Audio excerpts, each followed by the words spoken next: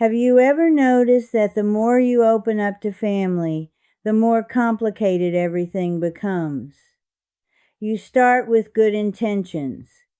You want honesty, closeness, connection. But somehow, the more you share, the more tangled things feel.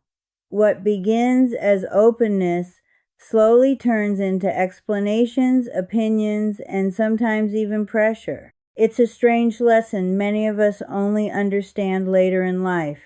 Not because our families don't love us, most of the time they do, deeply, but love comes with expectations. It comes with concern, curiosity, and emotions that can make simple things feel heavier than they need to be. I'm 81 years old now. My name is Robert.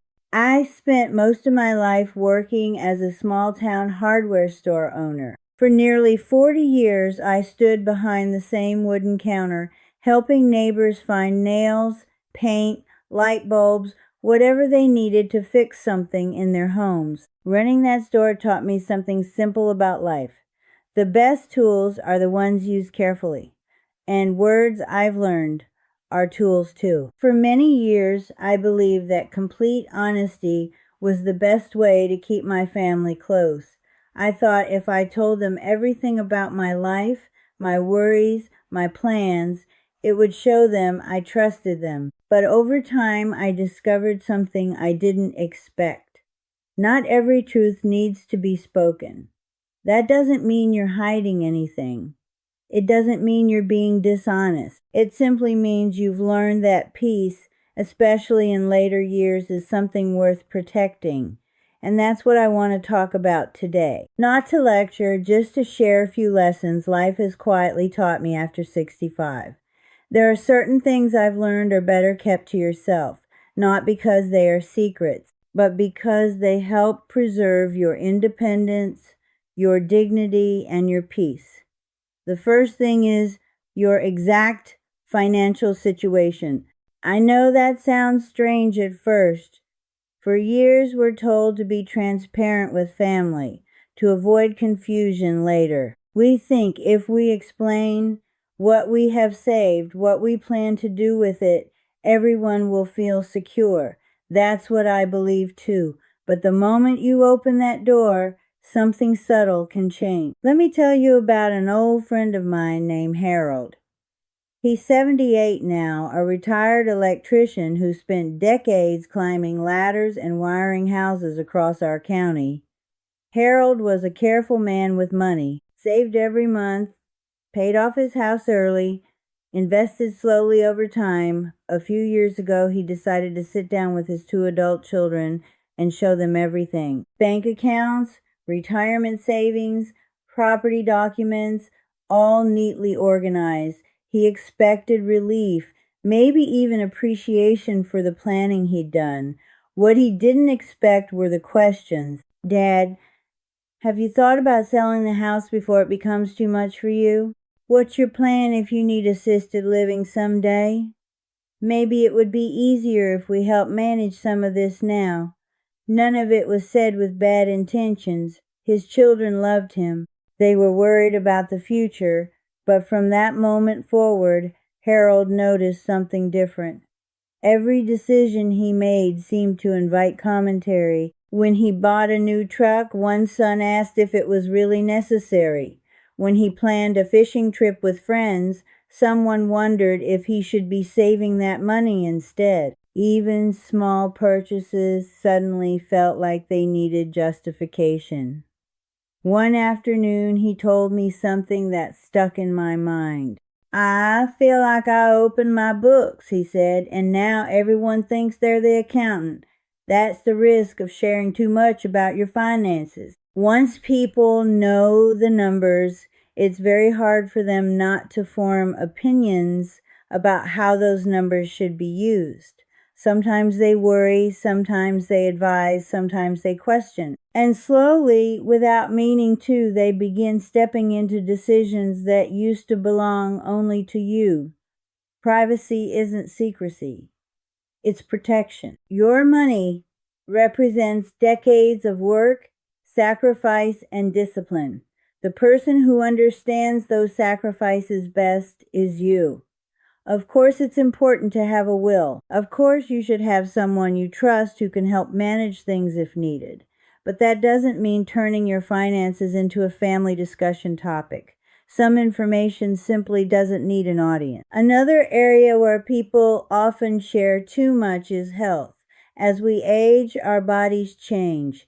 Knees get stiff. Sleep gets lighter. A few new aches appear where there used to be none. It's normal. And when you love your family, it feels natural to mention those things. But here's something I've noticed. What feels like a small comment to you can sound very serious to someone who loves you. If you say, "My back's been bothering me a little," you might just mean you slept wrong. But your children may hear something very different. They hear worry, they imagine problems, they start thinking about what might happen next. I once saw this happen with my neighbor, Mrs. Turner. She was 75 and one of the most active people I knew. She walked every morning, worked in her garden, volunteered at the church. One day she mentioned to her daughter that her shoulder felt sore after trimming some hedges.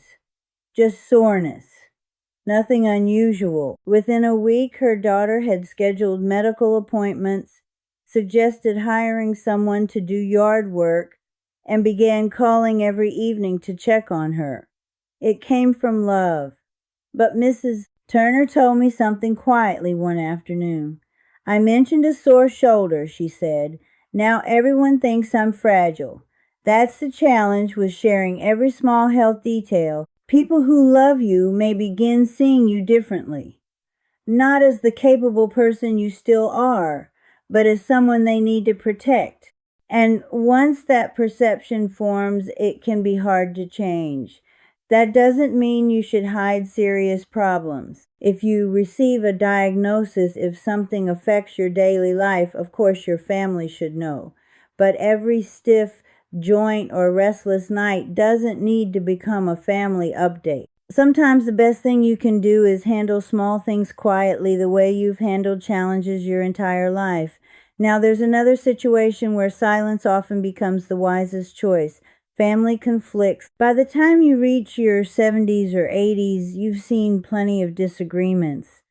Siblings arguing, relatives misunderstanding each other, small issues turning into big ones. And when you're the older generation, you often feel a responsibility to step in and help fix things. But experience has taught me something simple. The more you say, the more you risk being misunderstood. I once watched a friend lose closeness with his daughter over something incredibly small. He had suggested that maybe her teenage son should spend less time on his phone. That was it, a gentle comment. But she heard criticism. The conversation grew tense. Calls became less frequent. A relationship that had once been easy suddenly carried a little distance. That's the strange thing about family disagreements. Even well-meaning advice can sound like judgment. People hear through their emotions. So these days I follow a different rule. I don't attend every argument I'm invited to. If two people I love are having a disagreement, I listen if they want to talk. I offer calm words if they ask for them. But I try not to step into the middle. Sometimes the most supportive thing you can say is simply, "I trust you'll work it out," and then let them. Because adults grow by solving their own problems just like we once did. There's another topic that often feels natural to talk about, but can easily be misunderstood. Regrets. When you've lived a long life, you collect a few what-ifs along the way. Maybe there was a place you once dreamed of living, a career path you considered, an opportunity that slipped by. Reflecting on those things is normal, but sharing them carelessly can sometimes create unexpected feelings in the people listening. If you say, "I wish I'd traveled more," a child might hear, "My life here wasn't enough." If you say, "I should have worked longer," someone might think you regret the years spent raising a family, even when that isn't what you mean. So I've learned something simple. It's better to talk about lessons than regrets. Instead of saying, I wish I had done things differently, I say, life taught me a lot. That way the wisdom remains, but the weight disappears. And finally, there's one last topic people often feel pressured to discuss: their plans for what happens after they're gone. It's important to have a will, important to organize documents and make clear decisions. But discussing every detail of inheritance while you're still living can sometimes create tension that didn't exist before. I've seen families become strangely uncomfortable once those conversations begin. People compare, they question, they interpret fairness in different ways, and suddenly something meant to bring clarity creates quiet resentment. So now I believe in handling those matters responsibly but privately. The plans are written down, the documents are prepared, but they don't need to become regular dinner table conversation. Because the years you have left should be about living, not about negotiating what happens after you're gone. In the end, all of this comes down to one simple truth.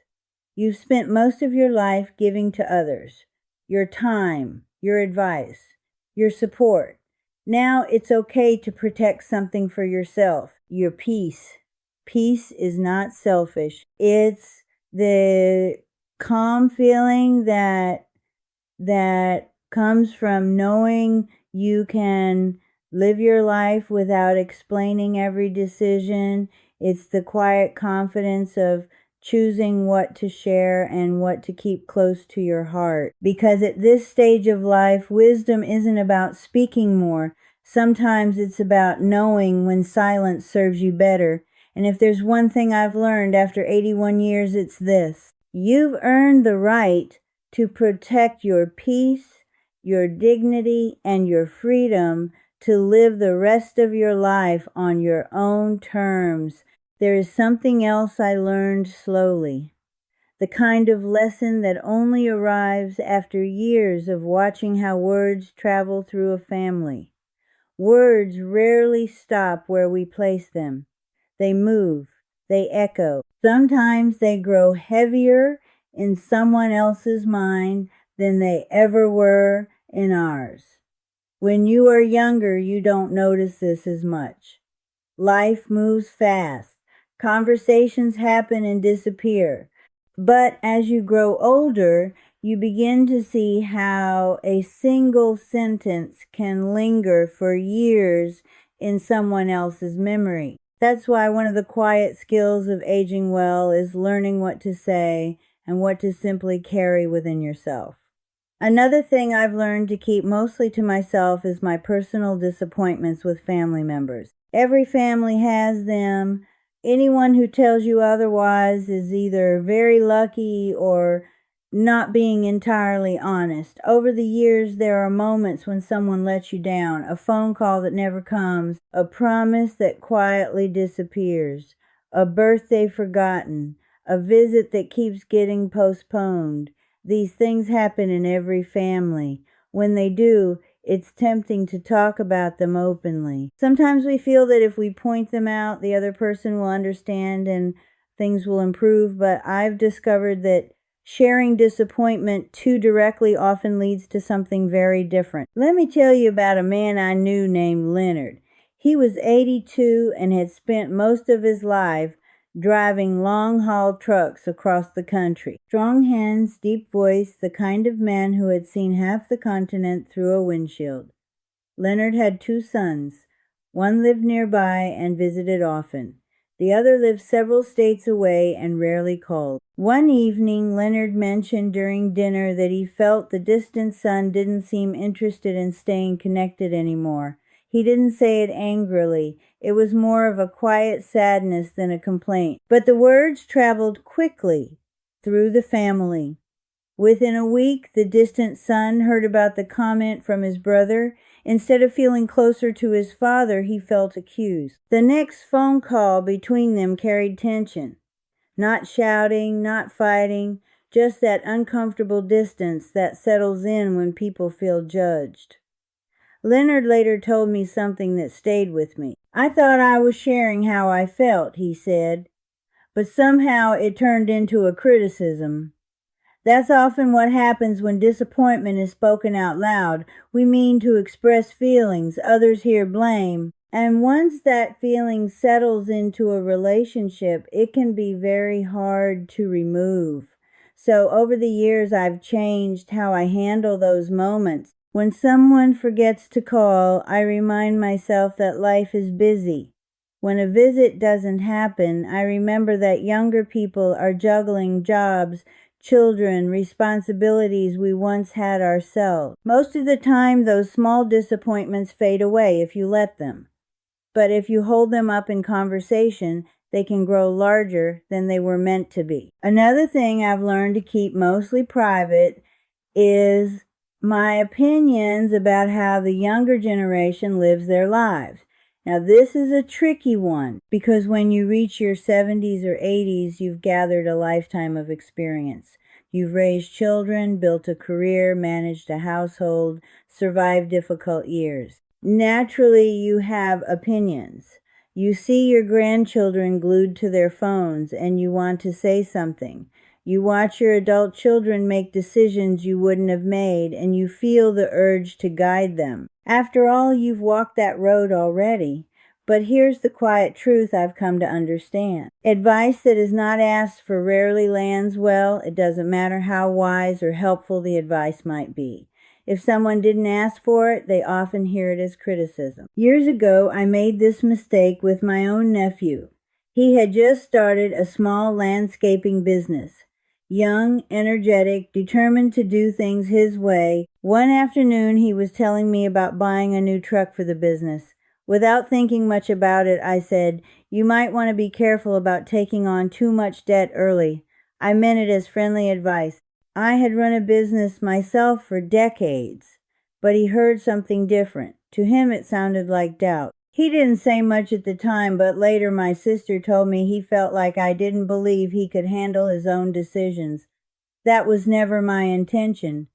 But intentions don't always control how words are received. Since then, I've adopted a simple rule. If someone asks for advice, I give it carefully. If they don't ask, I usually stay quiet, because younger people need the freedom to make their own choices, even if those choices lead to mistakes. That's how we learn too. Another thing I keep mostly to myself these days is my worries about the future. When you've lived long enough, you begin to see how uncertain the world can be. You notice economic changes. You see political arguments growing louder. You wonder what kind of world your grandchildren will inherit. These thoughts come naturally with age, but sharing them constantly can unintentionally create anxiety for the people around you. I once knew a retired librarian named Eleanor who spent many evenings talking about how difficult the future might become. She worried about rising costs, about technology changing too quickly, about society becoming less connected. Her concerns were thoughtful and sincere, but over time her family began to associate every visit with heavy conversations. Her grandchildren, who once loved sitting with her, started visiting less often because they expected serious discussions about the world's problems. Eventually, Eleanor realized something important. People don't come to family gatherings to carry the weight of the future. They come for warmth, laughter, and the feeling of being safe together. That doesn't mean we ignore reality. It simply means we choose when to share those deeper concerns and when to let conversations remain light. Another lesson I learned involves something quieter but just as powerful: loneliness. Many people don't talk about it openly, but loneliness can visit anyone, especially later in life. Friends move away, colleagues retire, neighbors change. The house that once felt busy can become very quiet. There are days when the silence feels comfortable and other days when it feels heavier. For a long time, I thought it was important to talk about that feeling openly with family. but I noticed something unexpected. When I mentioned feeling lonely, the people who loved me often felt guilty. My daughter once told me she worried constantly after I mentioned a quiet weekend. She began calling more often, not because she wanted to talk, but because she felt responsible for filling every empty moment. That wasn't what I wanted at all. Loneliness, I realized, isn't always something other people can fix. Sometimes it's simply part of the rhythm of life.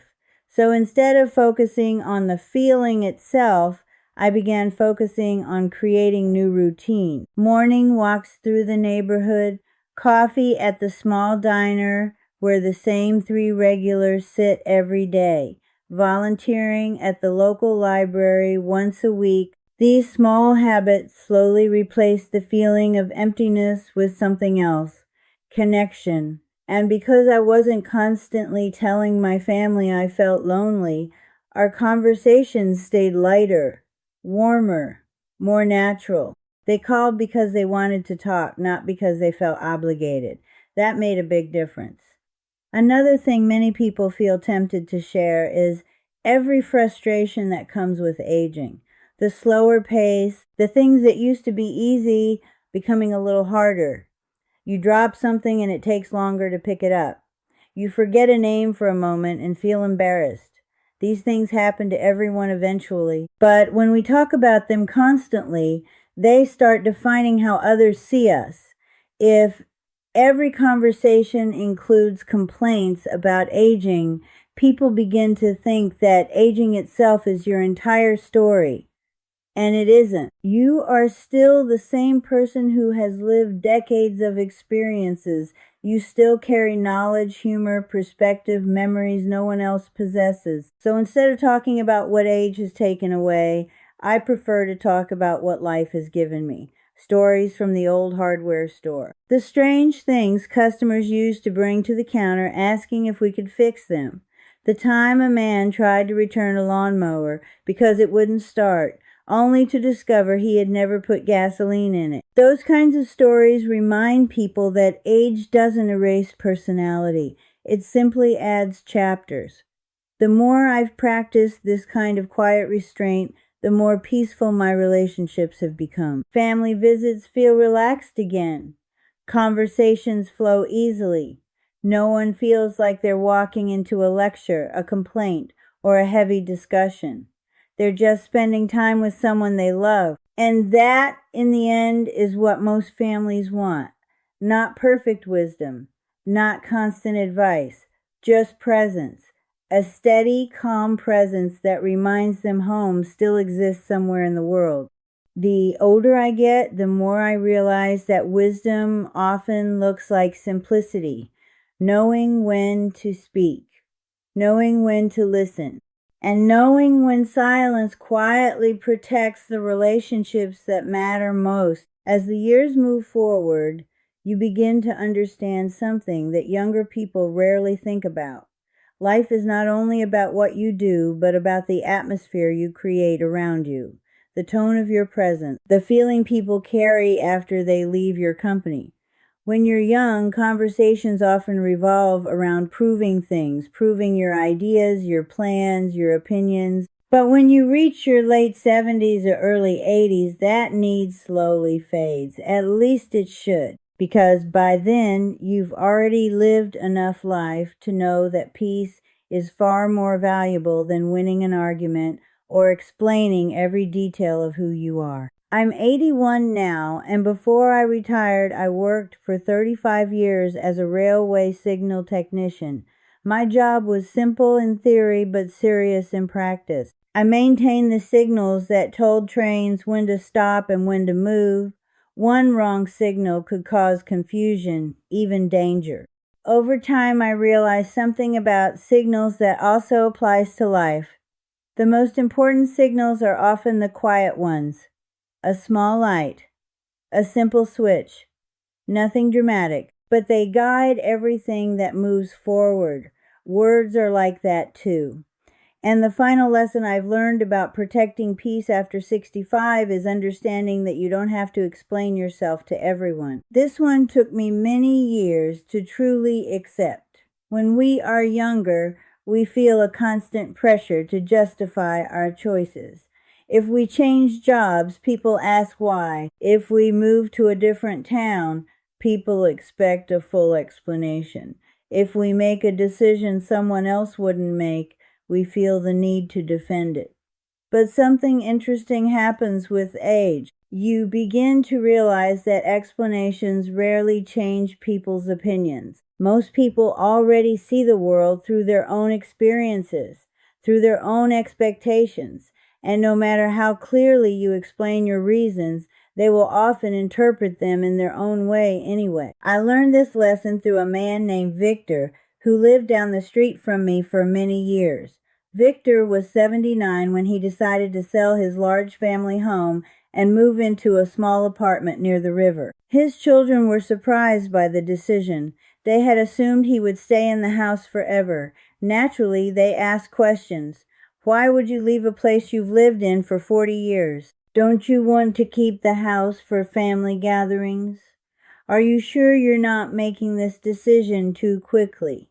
Victor tried to explain. He talked about wanting less maintenance, fewer stairs, more freedom to travel, but no matter how carefully he explained, someone always had another concern. Eventually, he told me something one afternoon while we sat on a bench outside the grocery store. I finally realized, he said, that I don't need everyone to understand my decision. I only need to know it's right for me. And that was the end of the discussion. He moved to the apartment, decorated it exactly the way he wanted, and spent the next few years enjoying quiet walks by the river every morning. His children adjusted, because people often resist change at first, but they usually accept it once they see you are content. That's the quiet power of confidence. Another thing I've stopped sharing openly is every personal plan I have for my time. This might sound small, but it makes a surprising difference. When you tell people every plan you have, every trip you might take, every project you might start, you unintentionally invite opinions about those plans. Someone thinks you should travel somewhere else. Someone thinks the timing isn't good. Someone wonders if it's too expensive or unnecessary. Soon a simple idea becomes a conversation full of advice you never asked for. These days, I prefer to do something different. If I decide to take a short trip, I simply take it. If I want to spend a weekend visiting an old friend in another town, I go. Later, I might share the story of the trip, the restaurant I discovered, the interesting person I met along the way. But the decision itself remains mine. And there's a quiet freedom in that. You don't realize how much energy goes into explaining your life until you stop doing it. There's also something else that becomes clearer with age. Not every thought needs an audience. For many years, I believed that sharing everything helped relationships grow stronger. That openness meant closeness. But life slowly showed me something different. Some thoughts are meant for reflection, not conversation. Maybe it's a memory from 40 years ago that suddenly returns while you're drinking your morning coffee. Maybe it's a realization about something you handled differently when you were younger. These thoughts can be meaningful, even emotional, but they don't always need to be spoken out loud. Sometimes they're simply part of the quiet conversation you have with yourself.